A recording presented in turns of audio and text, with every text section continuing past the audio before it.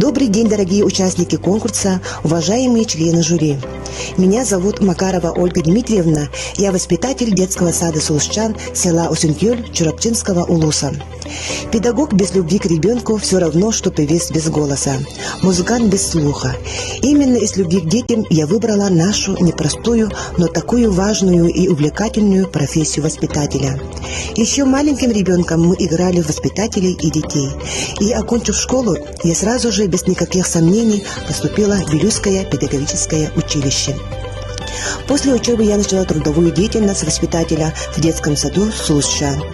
В 2019 году я окончила Чурапчинский государственный институт физической культуры и спорта отделения дошкольного образования.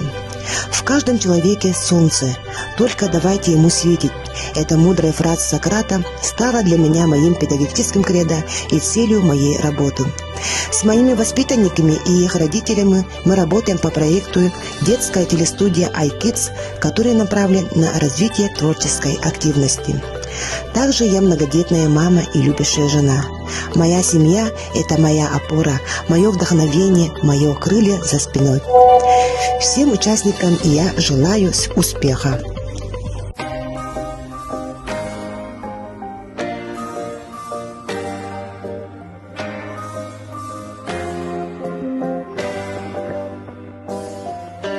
Воспитателем надо родиться, чтоб детей непременно любить, и терпение иметь, и не сердиться, и заботой уметь окружить.